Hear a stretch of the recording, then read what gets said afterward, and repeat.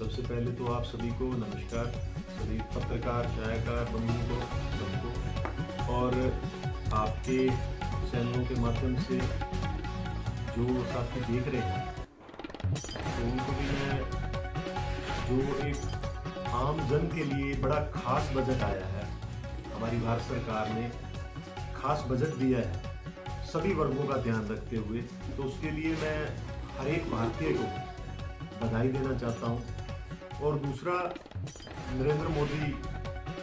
जो हमारे देश के प्रधानमंत्री हैं, उनके नेतृत्व में आदरणीय वित्त मंत्री हमारी बहन निर्मला सीतारमण जी ने जो कल बजट पढ़ा, वो बड़े विशेष रूप से सभी वर्गों का ध्यान रखते हुए अंत्योदय, हर एक पंक्ति में खड़ा वो लास्ट व्यक्ति, उसके भी जरूरतों को ध्यान में रखते हुए कि उसका जो है सर्वांगीण विकास वो किस तरह से किया जा सकता है, उन सभी जरूरतों को, सभी वर्गों के, सभी लोगों के जरूरतों को ध्यान में रखते हुए वो बजट बनाया गया। तो उसके लिए मैं हमारी वित्त मंत्री निर्मला सीतारमण जी का और नरेंद्र मोदी जी का बहुत बहुत धन्यवाद करता हूँ। तो इस बजट में जो विशेष रहा, सबसे पहले जय जवान जय किसान, हमारे देश में एक बड़ा नारा है, जय जवान जय किसान, और मैं कहूँगा कि उसी नारे को आगे बढ़ाते हुए नरेंद्र मोदी जी ने जय जवान जय किसान जय विज्ञान और जय इंसान और जय भगवान भी, इस नारे को पूर्णतः सफल बनाने का काम किया है। और इस बजट में वो सारी चीज़ें मेंशन की हैं, तो आपके जरिए मैं थोड़ा इस चीज़ पे प्रकाश डालना चाहूँगा कि नरेंद्र मोदी जी का सपना है कि 2047 तक हम भारत देश को विकसित भारत बनाना चाहते हैं। तो उसी के अकॉर्डिंग ये जो बजट है वो विकसित भारत के रास्ते का मील का पत्थर साबित होगा। जैसे किसान क्रेडिट कार्ड, अगर हम कृषि की बात करें, किसान क्रेडिट कार्ड पे पहले रन पे 3 लाख की लिमिट थी, उसको बढ़ा करके 5 लाख की जो लिमिट है वो करने का काम किया। और प्रधानमंत्री जी ने धन धन्य कृषि योजना के तहत, ये जो योजना है उसके तहत लगभग 100 जिलों को आगे 5 वर्षों में, आने वाले 5 वर्षों में 100 जिलों को लिया जाएगा और लगभग 1.25 करोड़ के करीब जो किसान परिवार हैं उनको इस चीज़ का लाभ मिलेगा। इसी तरीके से 10,000 आवश्यकता आधारित जो जैव आदान संस्थान केंद्र स्थापित किए जाएंगे, जिससे जैविक खेती को, प्राकृतिक खेती को बहुत बड़े रूप में एक बढ़ावा मिलेगा। और मैं ये कहूँगा कि एक बहुत बड़ा चेंज जो हमारे भारत देश में खेती के माध्यम से बहुत बड़ा चेंज जो है ऑर्गेनिक खेती का जो है वो हमें मिलेगा। और अगर हम बात करें तो कल जो बजट में निर्मला सीतारमण जी ने जो बात कही विशेष रूप से, 32 ऐसी फसलें हैं जो कृषि की और बागवानी की, और उनमें 109 किस्में जो आने वाले वक्त में नई किस्में वो जो है वो रिलीज की जाएंगी किसान के लिए, कि जो हमारा उत्पादन है, उत्पादन भी बढ़ सके और उत्तम क्वालिटी का उत्पादन हमारे भारत देश में वो हो सके। तो लगभग इसके माध्यम से 2 करोड़ जो किसान परिवार हैं वो लाभान्वित होंगे। तो इसी तरीके से अगर हम आयकर की बात करें तो 12 लाख का जो इनकम है, व्यक्तिगत इनकम 12 लाख की, उस पर कोई भी टैक्स नहीं लगेगा। भारत सरकार ने ये बहुत बड़ी छूट दी है कि 1 महीने की जिस व्यक्ति की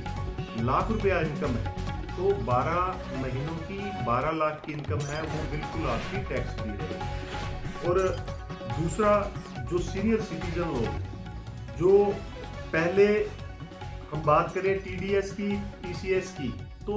50,000 से बढ़ा करके वो भी उनकी जो लिमिट है टैक्स डेडिकेशन की वो 50,000 से 1 लाख की लिमिट कर दी गई है। उसी तरीके से प्रधानमंत्री गरीब अन्न कल्याण योजना जो रेगुलर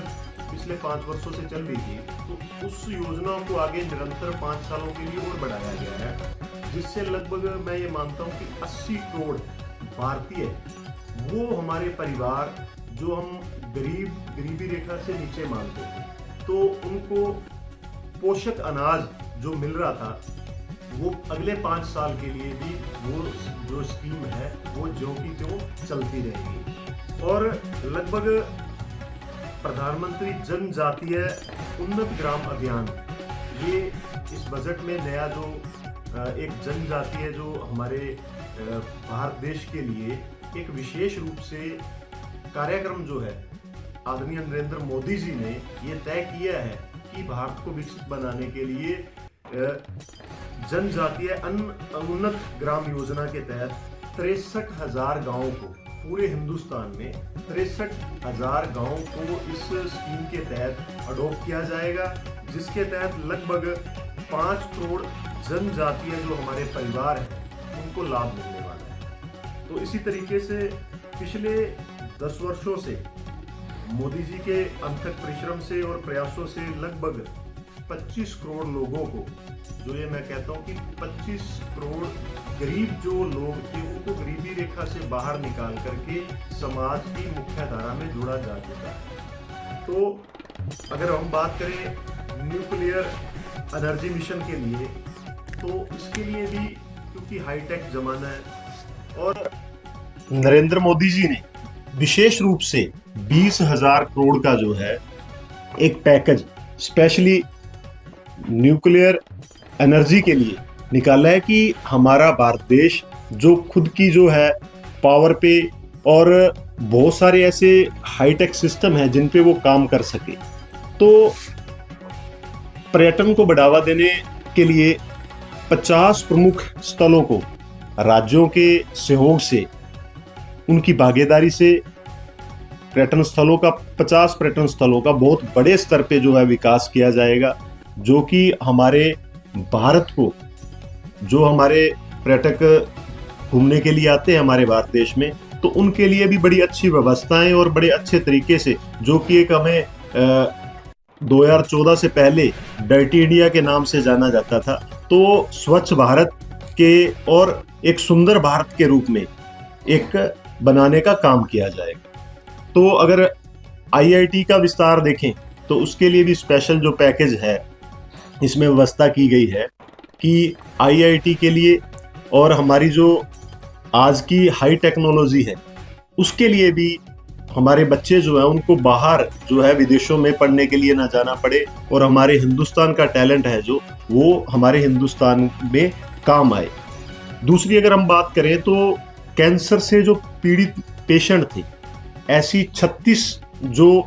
दवाइयां हैं, जीवन रक्षित दवाइयां, जिन पे कस्टम ड्यूटी बहुत ज़्यादा थी, 36 दवाइयों को कस्टम ड्यूटी रहित किया गया है। और अगर हम बात करें डे केयर कैंसर सेंटर की, तो आदरणीय प्रधानमंत्री जी ने इस चीज़ का खास ख्याल रखते हुए हर जिला स्तर पे जो अस्पताल है हमारे, उन पे डे केयर कैंसर सेंटर जो है वो बनाने का जो काम है अगले 5 वर्षों में किया जाएगा, जिससे मेरा मानना है कि कैंसर पीड़ित जो हमारे रोगी होंगे उनको बहुत ही बड़ा लाभ मिलेगा और अपने जिला हेडक्वार्टर पे ही वो सारी व्यवस्थाएं मिलेंगी जिनके लिए पहले बहुत दूर दराज तक जाना पड़ता था। तो नरेंद्र मोदी जी ने स्वच्छ भारत और स्वस्थ भारत बनाने के लिए ये बहुत सारे, मैं ज़्यादा ब्रीफ करूंगा तो ज़्यादा समय लगेगा। और अगर हम बात करें MSME की, MSME के थ्रू लघु उद्योगों को और स्टार्टअप इंडिया के थ्रू जो पहले चल रहा था पिछले 5 वर्षों में भी आपने देखा होगा, जो पैकेज जो नए उद्यमी या हमारे युवा साथी कारोबार करना चाहते थे उनके लिए 5 करोड़ था, उनको बढ़ा करके 10 करोड़ की लिमिट की गई है ऋण की। और ये एक मैं कहूँगा कि बहुत बड़ा रेवोल्यूशन होगा हमारे युवा साथियों के लिए, बहुत बड़ा बदलाव रहेगा कि युवा साथी जो है आत्मनिर्भर बन सकेंगे। तो इसी तरीके से अगर मोटा मोटा मैं बात करूं तो हम बात जैसे नारा लगाते थे जय जवान जय किसान, सबसे पहले मैं मोटा मोटा अगर ब्रीफ करें तो डिफेंस के लिए लगभग इस बजट में जो है प्रावधान किया गया वो 4,91,732 करोड़ अनुमानित राशि जो है वो डिफेंस के लिए निकाली। और रूरल डेवलपमेंट के लिए 2,66,817 करोड़ रुपए और होम अफेयर्स के लिए 2,33,211 करोड़ रुपए। और एग्रीकल्चर एंड अलाइड एक्टिविटीज के लिए यहाँ पे मैं थोड़ा बताना चाहूंगा कि माननीय नरेंद्र मोदी जी का जो एक दृष्टिकोण है, वो अनाज और धान की खेती से हट करके दाल और तिलहन की खेती की तरफ डाइवर्ट करने के लिए, जो मैं कह रहा हूँ 109 किस्में नई जो आ रही हैं, तो बहुत सी किस्में ऐसी आएंगी जो कि हमारे जो किसान भाइयों के लिए है, किसान परिवारों के लिए एक बहुत बड़ा बदलाव और उनको समर्थ बनाने में कामयाब होंगे। तो एजुकेशन जो हमारा शिक्षा विभाग है, 1,28,650 करोड़ रुपया लगभग। हेल्थ के लिए 98,311 करोड़ रुपए। अर्बन डेवलपमेंट के लिए 96,777 करोड़ रुपया। आईटी एंड टेलीकॉम के लिए 95,298 करोड़। एनर्जी के लिए 81,174 करोड़। सोशल वेलफेयर के लिए 60,052 करोड़। साइंटिफिक डिपार्टमेंट के लिए 55,679 करोड़। और लगभग इस तरीके से मिला करके हम देखें तो लगभग हमारा जो भारत देश का पूरा बजट है वो लगभग 50 लाख करोड़ का बजट आदरणीय वित्त मंत्री निर्मला सीतारमण जी ने पेश किया। तो मैं ये कहूँगा कि ये भारत देश को एक आत्मनिर्भर और विकसित भारत, जो 2047 का हमारा एक सपना है कि 100 वर्ष जब हमारे देश को आज़ाद होते 100 वर्ष हो जाएंगे, तो उस समय हमारा देश उस श्रेणी में खड़ा होगा, प्रथम पंक्ति में प्रथम नंबर पर खड़ा होगा विश्व के। उसी पंक्तियों को सार्थक करते हुए ये जो बजट आया है, ये बजट मील का पत्थर वो साबित होगा। तो माननीय प्रधानमंत्री जी का और हमारे वित्त मंत्री जी का जो मेन फोकस था वो यही था कि हर वर्ग को, हर जन को, हर भारतीय की जरूरतों को ध्यान में रखते हुए ये बजट लाया गया है। और उसी के तहत मैं ये कहूँगा कि मेरी तरफ से और मेरी पूरी टीम की तरफ से, जिलावासियों, देशवासियों की तरफ से आदरणीय निर्मला सीतारमण जी को, नरेंद्र मोदी जी को और उनकी पूरी टीम को मैं बहुत बहुत बधाई देना चाहता हूँ। विधायक जी, इस बजट पर कटाक्ष करते राहुल गांधी ने बयान दिया है कि ये गोली के जख्म पर बैंडेड लगाने जैसा। देखिए, राहुल गांधी जी के पास अब कुछ नहीं बचा है। राहुल गांधी जी सिर्फ और सिर्फ अब बातें करते हैं। तो क्योंकि जनता बड़ी अच्छी तरह से जानती है कि हर जन की जरूरतों को और जन को साथ लेकर के विकास के मार्ग पर अगर लेकर चलने का कोई काम कर रहे हैं तो आदरणीय प्रधानमंत्री नरेंद्र भाई मोदी जी कर रहे हैं। और राहुल गांधी जी जहाँ भी जाते हैं वो मेरे को बताने की जरूरत नहीं है कि वो क्या क्या कारनामे करके आते हैं, वो आप सब लोग भली भांति जानते हैं। तो मैं राहुल गांधी जी के बारे में ज्यादा नहीं कहना चाहूँगा। बजट में किसान हित की बात की, लेकिन किसानों में रोष है कि सरकार 26 फसलों पर एमएसपी का दावा करती है, लेकिन लिखित में ऐसा कोई प्रावधान नहीं। देखिए, मैं एक बड़ी बात कहूँगा कि किसान, हम ये मानते हैं कि हमारे भारत देश में सबसे जो प्रथम अगर देश को चलाने का जो काम करता है तो हमारा कृषि आधारित देश है। तो किसानों के लिए अगर ये आप बजट की, मैं आपको सबको एक कॉपी प्रोवाइड भी करवाऊंगा, तो आप पढ़ेंगे तो किसानों के लिए मैं कहता हूँ कि सबसे बहुत बड़ी बातें जो है किसानों के लिए कही गई है। और किसानों को एक नई दिशा में और किसान को समर्थ उन्नत बनाने के लिए, विकासशील बनाने के लिए जो चीज़ें इसमें लाई गई हैं, पहले सरकारें थी वो सिर्फ बातें करती थी, जमीनी स्तर पे वो चीज़ें इंप्लीमेंट नहीं कर पाती थी। तो भारतीय जनता पार्टी ने, आदरणीय नरेंद्र भाई मोदी जी ने वो चीज़ें जमीनी स्तर पे कामयाब करके दिखाई। और वो उन्हीं चीज़ों को अमली जामा पहनाने के लिए इस बजट में वो सारी चीज़ें हैं। चाहे वो दाल तिलहन की खेती के बारे में है, चाहे वो मैं ये कहूँगा कि 109 किस्में जो हैं नई बीज की आ रही हैं, चाहे वो किसान क्रेडिट कार्ड की बात करें, 3 लाख से 5 लाख की लिमिट है। तो इस तरीके से लगभग आप ये मान को चलो 10,000 जो जैविक जरूरत के हिसाब से जैविक अनुसंधान केंद्र जो स्थापित किए जाने पूरे भारत देश में, वो एक बहुत बड़ा चेंज आएगा हमारे भारत देश के किसान के लिए।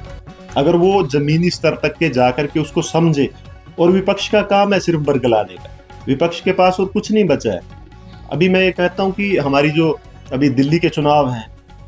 5 तारीख को वोटिंग होगी, 8 तारीख को गिनती होगी, तो मैं बड़े आश्वस्त होकर ये कह सकता हूँ कि आने वाला टाइम जो है दिल्ली सरकार, वो भी भारतीय जनता पार्टी पूर्ण बहुमत से सरकार बनाने जा रही है। तो विपक्ष का ये भी आरोप है कि तो बजट है, ये केवल मात्र चुनाव दस्तावेज नहीं, ये तो एक स्वाभाविक सी बात है। आप सभी लोग जानते हैं कि बजट जो है वो वैसे भी फरवरी में ही, मोस्टली फरवरी में ही पेश किया जाता है। तो ये एक सिर्फ एक विपक्ष की बातें हैं उस चीज को कि ये चुनाव को इफेक्ट करेगा। चुनाव फरवरी में आया है तो बजट आना स्वाभाविक, और ऐसा कुछ वो नहीं है कि हम बड़ी बड़ी बातें करें कि चुनाव इस चीज से इफेक्ट हो। तो ये तो एक स्वाभाविक प्रक्रिया है, उस नेचुरल प्रक्रिया के तहत जो है बजट जो भारत सरकार ने पेश किया है। सर, दिल्ली इलेक्शन का जिक्र कर रहे हैं आप। दिल्ली के अंदर यमुना का पानी बड़ा मुद्दा बना हुआ है। दिल्ली के जो पूर्व मुख्यमंत्री है वो कह रहे हैं कि जहरीला पानी हरियाणा दे रहा है, हरियाणा की बीजेपी सरकार है उसको जहरीला करके दिल्ली वालों को नुकसान कर रही है। मैं आपको एक छोटी सी बात बताना चाहूँगा कि जो पूर्व मुख्यमंत्री केजरीवाल जी ये बात कह रहे हैं, लगभग 3 बार वो दिल्ली के मुख्यमंत्री रहे। तो जिस टाइम वो मुख्यमंत्री थे उस टाइम उन्होंने जुबान से एक शब्द भी नहीं जिक्र किया। और अगर बात करें हरियाणा प्रदेश की, तो दिल्ली के सराउंडिंग तीनों तरफ हरियाणा प्रदेश आता है। उनको एक साइड से यमुना तो दिखती है, पर यमुना की मैं बात करूं तो हमारे प्रदेश के, हरियाणा प्रदेश के मुख्यमंत्री श्री नायब सैनी जी ने पल्ला गांव जो जहां से यमुना इंटर करती है, पल्ला गांव में बिल्कुल किनारे पे जाकर के मुख्यमंत्री जी ने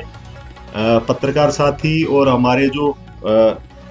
पोल्यूशन बोर्ड के बहुत से साथी थे वो भी साथ मौजूद थे। आपने मीडिया में देखा भी होगा कि आदरणीय मुख्यमंत्री जी ने वो पानी पिया भी, बोतलों में भर करके लैबों में भी भेजा, और उसका टेस्ट रिपोर्ट है, जो ऑक्सीजन लेवल है वो 7% उसका ऑक्सीजन लेवल आ रहा है, जिसका मतलब कि जो मछलियां हैं या जल जीव हैं वो बड़े आसानी से उसमें रह सकते हैं। तो केजरीवाल जी को ये चीजें, क्योंकि उन्होंने सिर्फ बयानबाजी के सिवाय आज तक कुछ नहीं सीखा, उनका ये मकसद था कि दिल्ली चुनाव में ये